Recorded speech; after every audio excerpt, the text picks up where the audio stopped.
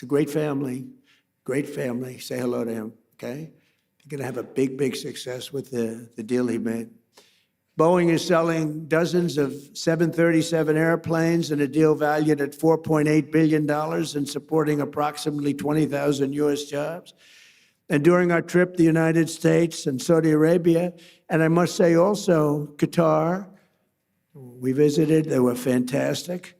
And UAE, we visited, they were fantastic, all three of them. We took in a total of almost $3 trillion from just those three countries. But Saudi Arabia signed the largest defense sales agreement in American history, nearly $142 billion of the finest military equipment anywhere in the world. We make the best military equipment in the world by far. Nobody's ever figured out the Patriot. I mean, when you can shoot down 101 out of 101, that's good stuff, right? And those suckers are traveling at 2,000, Mr. Minister, 2,500 miles an hour. You better hope you don't have chokers sitting behind that desk. Because if they're about 1 second late, that's the end of it. You know, you say, well, we missed them. They're coming. When I hosted the Crown Prince at the White House last fall, we officially designated the kingdom as a major non-NATO ally, first time. And for the very first time, we agreed to sell Saudi Arabia perhaps the most capable fighter jet ever built, the F-35. The F-35 is amazing. And we sell them very sparingly. We don't want other people to have them. I'm confident that this partnership and so many others around the world will continue to grow and thrive because under President Trump, America once again fights and competes for one thing. We fight to win. We fight for justice and we fight to win. We don't fight to be politically correct like we did under other presidents where we fought to just keep fighting and fighting and fighting. And, you know, when I took out ISIS, I was told by generals it would take 4 to 5 years. And I met General Raisin, Cain, who's our top person, head of the Joint Chiefs of Staff. I said, if I ever do this thing again, if I ever get in, I'm putting that guy as the head of the Joint Chiefs of Staff. I went to see him in Iraq, and I said, why is it taking so long to destroy ISIS? We have the best weapons in the world. And I understood why, but I had generals, I call them the television generals. They weren't any good. Mattis, Milley, they weren't any good. They were lousy. But they said, sir, it will take about 4 years. When I went over and I met General Cain, I said, how long will it take? 4 weeks, sir, you'll have a lot of time left over. I said, wait a minute, did you say 4 weeks? 4 weeks, sir. It'll take 4 weeks. You'll have a lot of time left over. That's our new head of the Joint Chiefs of Staff. And he said, how do you do that? Well, sir, we were only able to fight from this one very far away location because nobody wanted to use all of our portable runways that we have all over the Middle East. We have portable runways, can you believe it? We have everything. But nobody wanted to use them because they didn't want to insult the country where the runway was located. I said, they wouldn't even know. Do you think some country's going to know when we have jets taking off? They don't know. He said, well, I agree with you, sir, but whether they know or not, who cares? He said, so we have about 17 locations that we could take off. From this one, it took 8 hours to get to the destination. By the time we got there, we had to refuel all the time, and we had to come back. And he said, but we have 17 different locations, sir. And, sir, we're going to hit them from the left. We're going to hit them from the right. We're going to hit them from the east and the west. And we're going to hit them from above.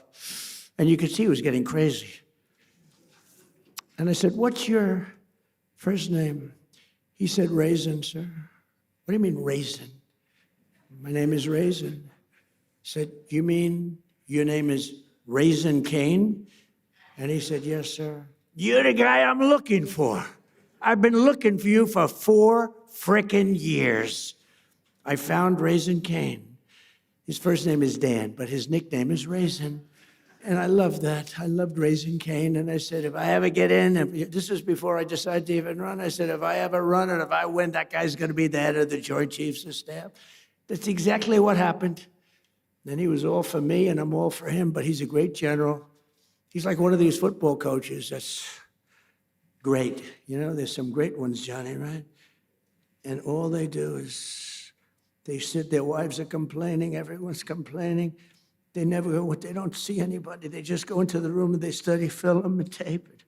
Then they go out and win, and everyone says, how come? And other guys are out there playing golf. They're not winning. And he's been great. And Pete Hegseth has been amazing. He's been amazing. Pete has done a great job. He was born for it. I really believe he was born for it. We have a lot of great people. We have a lot. We had a great first 4 years, but the people we have now, look, when I won, I'd never done it before. I ran. Everyone thought I was doing it for fun. Even Steve Witkoff, he said, "You're doing it for fun, right?" No, I guess. I don't know. I didn't know what I was doing it for. Maybe. But they all said, no, he's going to run. And in September, he's going to have a lot of fun. He'll drop out. And then the debates came, and I did good in the debates. And we're knocking people off, all senators, governors, mostly senators and governors, all professional politicians, smart guys. You can't be stupid and be a senator or a governor. It doesn't work that way. Other than Biden, he got lucky. He was in a room. They locked him in a room, and he never got to talk. So, but that's a whole other story. But I ran, and then all of a sudden, there were 18 people, including me. Then there were 15. Then there were 12. Then there were 9. Then there were 6, 5. It's like a rocket ship. 4. And then all of a sudden, I won. But I never did it before. I went to Washington. I said, I've only been here 17 times, and I've never slept over. I didn't know anybody. So I had to take recommendations from rhinos and some good people. I mean, there were recommendations, and some were really good. I mean, I had some great people. Look, I rebuilt our entire military in the first term. We got the largest tax cuts in history, the largest regulation cuts in history in the first term. We did good, but I didn't have the same people generally. But I went home and I watched this thing closely. And by that time, I knew the good, the bad, and the ugly. I knew the good ones. I knew the bad ones. And when I came back, I picked great people. We have an unbelievable, we're talking military now, but we have an unbelievable group because I got to know it. I was never in Washington. It's hard. I never ran for class president. All of a sudden, ladies and gentlemen, your next president of the United States is Donald Trump. I said, really? I never did this before. Johnny, I said, how the hell did this happen, right? But it did happen, and we had a great first term. But the second term is blowing it away, to be honest with you. It's really blowing it away. And when we decide to leave, regime change, I guess we change the regime. The regime gets blown up every 2 days. No, everybody's afraid to announce who's the head. We don't even know who the hell the leader is. So I think we have regime change already. But we're going to be, at some point, we'll be leaving. And I think you're going to see a rocket ship because we won't have that